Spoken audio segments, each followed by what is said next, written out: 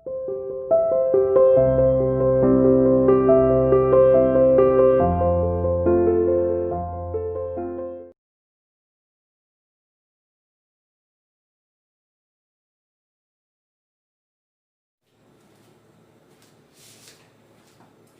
students, this is your English teacher and I welcome you again to your online classes.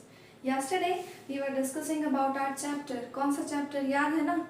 फूल्स के साम्राज्य में. तो कैसा होता है फूल्स का राज्य, कैसा होता है फूल्स का किंगडम, इस बारे में आज हम अपने ही लाइंस को, अपने टेक्स्ट को कंटिन्यू करते हैं.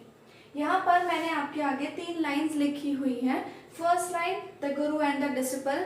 गुरु और उसके चेले के बारे में हम कल पढ़ चुके थे कि कैसा है गुरु, कितना बुद्धिमान है, और कैसा है चेला, जैसे कैसे है टीचर और कैसे है स्टूडेंट. जो स्टूडेंट गलती करते हैं, हम जानते हैं टीचर्स हम जानते हैं कि आप गलती कर रहे हैं और आप बाद में इस चीज़ को फेस भी करेंगे, लेकिन फिर भी आपको नहीं समझ आ रहा कि आपके लिए अच्छा क्या है और बुरा क्या है. तो ऐसा ही गुरु और डिसिपल के लिए यहाँ पर इस चैप्टर में है. गुरु जानता है, वो कहता भी है कि यहाँ पर रुकना ठीक नहीं है, बेवकूफ़ों के शहर में क्या कब हो जाए कुछ नहीं पता. लेकिन चेला बेचारा भोला भला इंसान, उसे खाने के अलावा और कुछ दिख ही नहीं रहा. फ्री में 1 रुपए में इतना कुछ खाने को मिल रहा है तो कौन मना करेगा. तो गुरु और डिसिपल के बारे में हमने अपने कल की वीडियो में पढ़ लिया था. अब हम आते हैं जब डिसिपल, जैसा कि गुरु ने कहा था, हम आते हैं जब डिसिपल अपनी क्रिटिकल सिचुएशन फेस करता है. क्रिटिकल का मतलब एक ऐसी सिचुएशन, अब तो बस राम भरोसे है उसकी सिचुएशन, इसका मतलब अब तो सिर्फ भगवान भरोसे है. उसके गुरुजी आएंगे, उस सिचुएशन से बाहर निकाल लेंगे, यहाँ या ना, ये हम आज टेक्स्ट में पढ़ेंगे. और फिर अगर गुरुजी निकाल लेते हैं तो फिर किंगडम ऑफ फूल्स में क्या चेंजेस होते हैं, और अगर गुरुजी नहीं निकाल पाते तो फिर चेंजेस किस तरीके से होते हैं. ये वाला पॉइंट चलो मिस्ट्री के उस पर छोड़ देते हैं कि किंगडम ऑफ फूल्स में क्या क्या चेंज होते हैं. अब अपने आज के टेक्स्ट में हम इन दोनों पॉइंट्स को डिस्कस करेंगे. यहाँ पर जो पॉइंट्स है, disciple in a critical situation and changes in the kingdom of fools. तो इन दोनों पॉइंट्स को हम अपने टेक्स्ट के अंदर पढ़ते हैं और फिर देखते हैं कि आप क्या बनना पसंद करोगे, राजा और मंत्री की तरह बहुत ही ज्यादा सो कॉल्ड बुद्धिमान मतलब बेवकूफ इंसान, या फिर एक्चुअली गुरु की तरीके से बहुत ही वाइज पर्सन. सो चलिए अब अपने टेक्स्ट की तरफ चलते हैं. It has fallen on a poor burglar and killed him. इस दीवार ने ये एक बेचारे चोर के ऊपर गिर गई और उस दीवार ने उसे मार दिया. You have killed an innocent man. लेकिन असल में ये सारी गलती तुम्हारी है, तुमने एक मासूम आदमी को मारा है. You will have to be punished. अब तुम्हें सजा भी दी जाएगी. She thought for a moment and said. उसने थोड़ी देर के लिए सोचा और कहा, My lord, wait. मेरे मालिक, थोड़ा वेट कीजिए. I know now why I was walking up and down that street. मुझे याद आ गया, मैं जानती हूँ कि मैं क्यों उस गली में बार बार आया जाया करती थी. I had given some gold to the goldsmith. Goldsmith मतलब सुनार. मैंने किसी सुनार को सोने का सामान दे रखा था. To make some jewelry for me. ताकि वो मेरे लिए कुछ आभूषण, कुछ ज्वेलरी बना सके. He was a lazy scoundrel. लेकिन वो एक बहुत ही आलसी और नीच इंसान था. He made so many excuses. वो बहुत सारे बहाने बनाता था. Said he would give it now. और कहता था कि अब दे देगा, तब दे देगा, और सारे दिन यही करता रहता था कि आज नहीं कल आना, कल नहीं अगले दिन आना. He made me walk up and down to his house a dozen times. वो एक दिन में दर्जनों बार मुझे अपने घर के चक्कर लगवाता था. That was when this bricklayer saw me. शायद ये वही समय था जब इस ईंट बनाने वाले ने मुझे देखा होगा. It's not my fault. ये मेरी गलती नहीं है. My lord, it's the damned goldsmith's fault.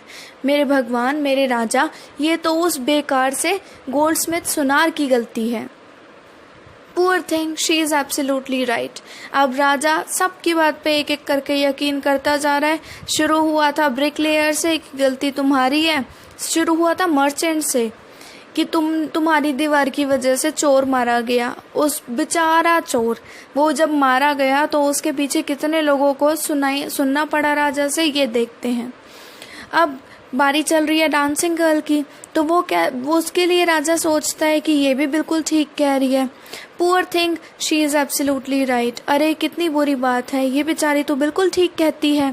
Thought the king weighing the evidence, उसने सबूतों पर नज़र रखकर, एविडेंस मतलब जो सबूत उसे मिले थे, जो बातें उसे बताई गई थी, उनके बारे में ध्यान देकर, उनके बारे में सोचकर, We have got the real culprit at last. Finally, हमें हमारा असली अपराधी मिल गया है। Get the goldsmith, जाके उस सुनार को पकड़ के तो लाओ। Where he is hiding, कहाँ पर छुपा हुआ है? जहाँ पर भी छुपा है, एक ही बार में उसे यहाँ पर पकड़ कर लेकर आओ। द किंग्स बेलिफ्स, बेलिफ का मतलब होता है काम करने वाले, जैसे राजा के सैनिक होते हैं, तो king's bailiffs searched for the goldsmith. अब राजा के सैनिकों ने गोल्डस्मिथ के लिए ढूंढना शुरू कर दिया। Who was hiding in a corner, क्योंकि वो अपनी दुकान की एक कोने में छुपा हुआ था। उसको सारी गलती का पता चल गया था कि ऐसे ऐसे केस चल रहा है और अब मेरी बारी आएगी। When he heard the accusation against him, जब उसे पता चला कि मेरे लिए फांसी की सज़ा सुनाई गई है, तो उसे तो पता था राजा बेवकूफ़ है, कहानी सुना दो बिल्कुल तैयार हो जाएगा, कुछ भी कहानी बता दो मान जाएगा। तो अब उसने पहले ही he had his own story to tell, उसको जब पता चला कि उसकी फांसी की सज़ा की बात चल रही है, तो उसने अपनी खुद की कहानी तैयार कर ली राजा को सुनाने के लिए। माई लॉर्ड, ही सेड, उसने कहा, मेरे भगवान, I am a poor gold Smith, मैं तो बेचारा सुनार हूँ, कितना गरीब सुनार हूँ मैं। It's true, I made this dancer came many times to my door, मानता हूँ, सच है कि मैं बार बार इस डांसर को अपने घर आने को कहता था। आई गेव हर एक्सक्यूजेज, मैं उसे बहाने भी देता था, क्योंकि I couldn't finish making her jewellery, क्योंकि मैं उसकी ज्वेलरी टाइम से नहीं बना पाया। Before I finish the rich merchants orders, क्योंकि मुझे एक अमीर मर्चेंट के ऑर्डर्स को पूरा करना था। They had a wedding coming, उनके घर में एक शादी आ रही थी। एंड दे वुडंट वेट, और वो वेट नहीं करना चाहते थे। You know how impatient rich man are, आप तो जानते ही हो कि अमीर लोग कितने इम्पेशेंट होते हैं, उन्हें बिल्कुल भी सब्र नहीं होता। Who is this rich merchant who kept you from finishing this poor woman's jewelry? अब राजा कहता है कि ये इतना अमीर इंसान कौन आ गया जिसे वेट करने का भी मतलब बिल्कुल भी सब्र नहीं है, जिसे ये इस बेचारी डांसिंग गर्ल को बार बार तुम अपनी दुकान पर बुलाते थे उस मर्चेंट की वजह से, उसकी वजह से ये ब्रिक लेयर डिस्ट्रैक्ट हुआ और फिर ये सारा जो गड़बड़ हुई है वो दीवार गिरकर ख़त्म हो गई है। सो अब हम यहाँ पे देखते हैं कि मतलब जो मर्चेंट है वो कौन है। अब राजा उससे पूछता है गोल्डस्मिथ से कि वो आदमी कौन है, क्या तुम उसका नाम बता सकते हो जिसकी वजह से एक मासूम इंसान की जान चली गई। The goldsmith name the merchant, और सुनार ने मर्चेंट का जैसे ही नाम बताया, he was none other than, वो और कोई नहीं बल्कि उस घर का असली मालिक ही था जिसकी खुद की दीवार गिर गई थी और वो चोर मारा गया था। Now justice had come full circle, अब जहाँ से बात शुरू हुई थी वो एक सर्कल बन गया, बात घूम फिर कर वापस आ जाती है मर्चेंट पर। Thought the king back to the merchant, और किंग मतलब इतना लंबा चौड़ा जब सोच कर आता है, राजा ने सोचा और वापस अब सारी कहानी आ गई मर्चेंट के ऊपर। When he was rudely summoned back to the court, जब उसे बहुत बुरी तरीके से लाया गया, बहुत डांटने के बाद जब वो दोबारा कोर्ट आया, he arrived crying, तो रोते रोते आया बहाने बनाते हुए। It wasn't me but my father, मैं थोड़ी था, मेरे पिताजी थे। Who ordered the jewelry, जिन्होंने ज्वेलरी की ऑर्डर दी थी। He is died, I am innocent, तो वो तो मर गए, मैं तो मासूम हूँ। But the king consulted his minister and ruled decisively, लेकिन राजा ने अपने मिनिस्टर से कंसल्ट किया, वो मिनिस्टर जो उससे भी बड़े बेवकूफ़ थे, और फाइनली इस चीज़ पर डिसाइड कर लेता है कि भाई अब तो मेरा फैसला बिल्कुल फाइनल हो गया। It's true, your father is the true murderer, मैं मानता हूँ ये सच है कि तुम्हारे फादर ही सच्चे मर्डरर हैं, लेकिन वो तो मर गए हैं ना। But somebody must be punished in his place, अब वो जब मर चुके हैं तो किसी को तो सज़ा होनी चाहिए उनकी जगह। You have inherited everything from that criminal fathers of yours, तुमने अपने फादर का हर सामान भी तो लिया है ना, जनरेशन टू जनरेशन सामान जैसे पास होता रहता है, तो तुम्हारे फादर की जितने भी संपत्ति थी, जितना भी पैसा था, वो भी तो सारा तुम्हारे पास आया है। तो नॉर्मल सी बात है, उनके पाप भी, मतलब पैसा आया है तो गलत काम भी तुम्हारे पास ही आ गए। I knew at once his riches as well as his sins. मैं जानता था, even when I first set eyes on you, जब मैंने तुम्हें पहली बार देखा, जब ही समझ गया था कि गलती तो तुम्हारी ही होगी। That you were at the root of this horrible crime. मैं समझ गया था कि तुम ही इस सारी चीज़ की जड़ हो। So, अब राजा डिसाइड कर लेता है अपनी पूरी कॉमन सेंस यूज़ करने के बाद कि अब तुम्हें ही मरना पड़ेगा। And he ordered a new stake to be made ready for the execution. अब उसने ऑर्डर दे दिया, एक फांसी का फंदा तैयार करो फांसी लगाने के लिए। As the servants sharpened the stake, जैसे ही उन्होंने फंदे को तैयार किया, got it ready for the final impaling of the criminal, और फाइनल तैयारी कर ली कि क्रिमिनल को अब हम चढ़ाने के लिए, फांसी चढ़ाने के लिए तैयार हैं। It occurred to the minister के दिमाग में ये ख्याल आया that rich merchant was somehow too thin to be properly executed on the stake. एक मर्चेंट के दिमाग में ये ख्याल आया कि मिनिस्टर के दिमाग में कि जो मर्चेंट था जिसको फांसी दी जानी थी वो तो बहुत पतला है और ये फांसी का फंदा हो गया बड़ा। ही appeal to the king's common sense, और वो इतना बुद्धिमान, इतना ज़्यादा बुद्धिमान इंसान जाता है अपने बुद्धिमान राजा के पास। अब राजा को भी टेंशन हो गई कि अब हम क्या करेंगे, फांसी तो किसी को दी जानी चाहिए क्योंकि फंदा चढ़ गया और ये आदमी तो बहुत पतला है। What shall we do? उसने कहा अब हम क्या करें। When suddenly it struck him that all they needed to do was to find a man fat enough to fit the stake. अब उनको सिर्फ एक चीज़ चाहिए थी कि ऐसा आदमी ढूंढ के ले आते हैं जो इस फांसी के फंदे में फिट हो सके। The servants were immediately sent all over the town. अब अपने नौकरों को भेजा गया पूरे गांव में, पूरे शहर में चक्कर काट के आने के लिए और ऐसा आदमी ढूंढने के लिए जो इस फांसी के फंदे में फिट हो सकता था। And their eyes fell on the disciple. और अब उनकी जो आंखें थी वो आती हैं उस चेले के ऊपर, उस स्टूडेंट के ऊपर जो अपने गुरु को छोड़ चुका था, क्योंकि उसे ये चीज़ें बहुत पसंद आ रही थी ना खाने के लिए। अब वो खा खा के इतना ज़्यादा मोटा हो चुका था, इतने महीनों से लगातार खाता जा रहा था। तो अब देखते हैं कि आगे इसके अंदर क्या होता है। अब उस शिष्य ने, उस डिसिपल ने खुद को बनाना, राइस, वीट और घी ये सब खा खा के लगातार इतने महीनों तक खुद को बिल्कुल इतना फिट कर लिया, इतना मोटा कर लिया कि बस उसको बिना कुछ करे अब सज़ा मिलने वाली थी। What have I done wrong? मैंने क्या गलत किया है? I am innocent. मैं तो मासूम हूँ। I am सन्यासी। अरे मैं तो सन्यासी हूँ। He cried. वो बहुत जोर से चिल्लाया। That may be true. चलो मान लिया कि ठीक है तुम मासूम हो, तुम सन्यासी हो। But it's the royal decree. लेकिन ये तो राजा का आदेश है that we should find a man fat enough to fit the stake. कि हमें ऐसा आदमी ढूंढ कर लाना होगा जो फांसी के फंदे में बिल्कुल फिट हो। They said, उन्होंने कहा, and carried him to the place of execution, और उसे फांसी वाली जगह पर ले गए। He remembered his wise guru's words. अब उसे अपने गुरु के वर्ड याद आए, जो गुरु बहुत बुद्धिमान थे, पहले से जानते थे कि क्या हो सकता है। This is, उन्होंने क्या कहा था? This is a city of fools. ये बेवकूफ़ों का शहर है। You don't know what they will do next. तुम्हें भी नहीं पता चलेगा कि वो अगला क्या कर सकते हैं। While he was waiting for death, जब वो मौत का इंतज़ार कर रहा था, उसने दिल में अपने गुरु का नाम लिया, मतलब सच्चे दिल से अपने गुरु को याद किया और अपने बुरे कामों के लिए, मतलब अपने गुरु का कहना ना मानने के लिए उसने माफ़ी मांगी। Asking him to hear his cry wherever he was, और रोते रोते अपने मन में ये भी रोने बोला कि प्लीज़ मेरी रोने की आवाज़ सुनो, जहाँ पर भी हो प्लीज़ मुझे सुनो। The Guru saw everything in a vision. अब गुरु बहुत ही महात्मा इंसान सब कुछ दिव्य दृष्टि से देख लिया। ही हैड मैजिकल पावर्स, उनके पास जादुई शक्तियाँ थी। ही कुड सी फार, वो बहुत दूर का देख सकते थे।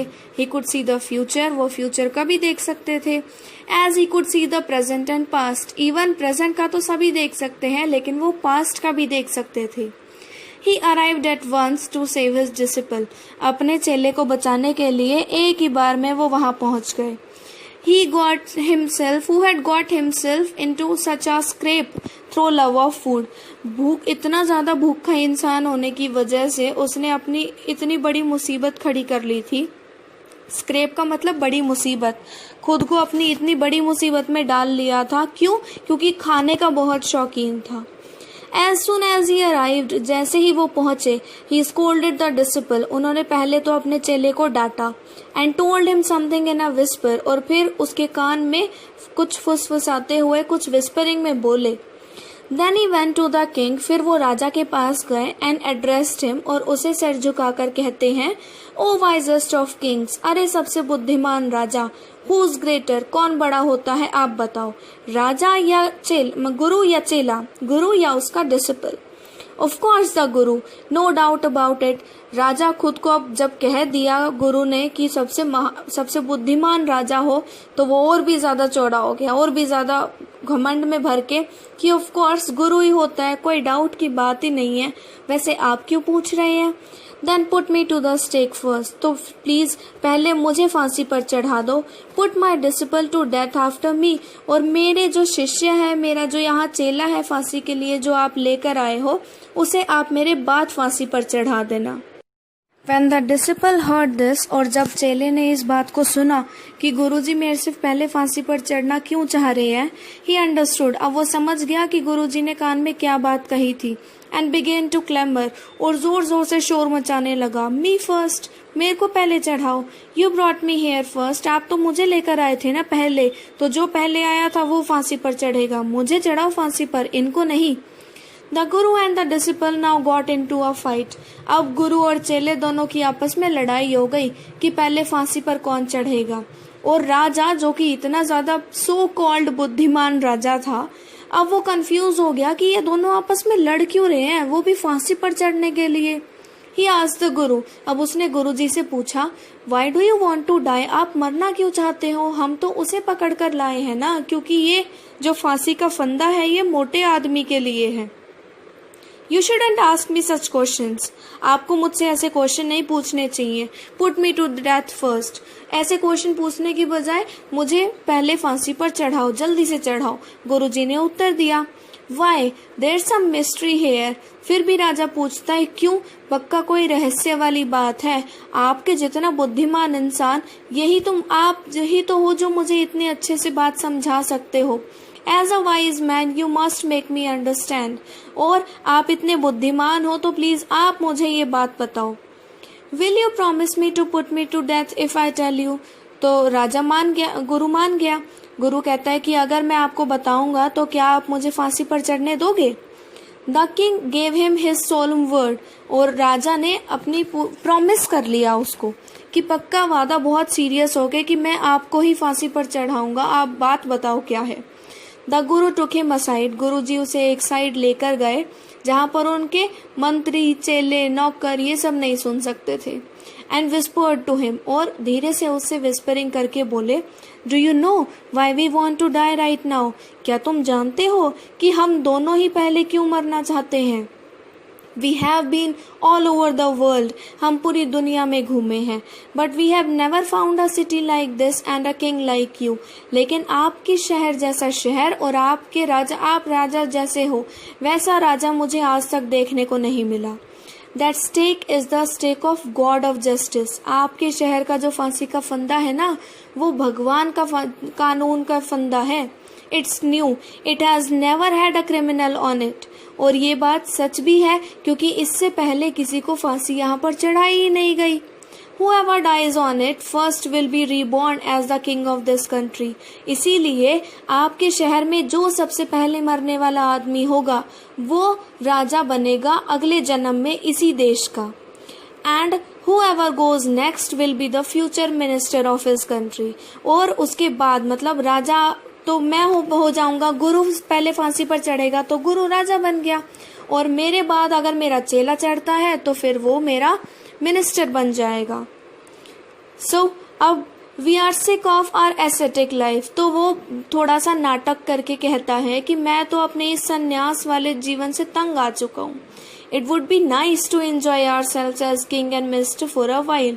मुझे तो बहुत अच्छा लगेगा अगर मैं थोड़े टाइम राजा और मंत्री बनकर रह सकूंगा तो। Now keep your word. चलो अब अपना प्रॉमिस पूरा करो राजा। Put us to death. हमें मरने के लिए फांसी पर चढ़ाओ। Me first remember. याद है ना, मैं पहले जाऊंगा। अब जो राजा था बन गया बेवकूफ, बना दिया उस गुरुजी ने राजा को बेवकूफ।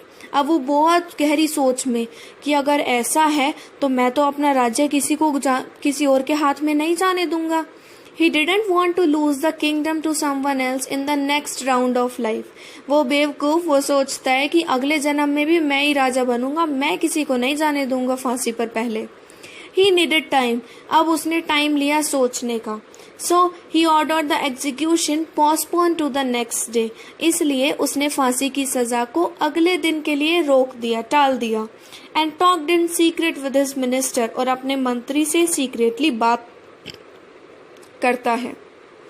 It's not right for us to give over the kingdom to others in the next life.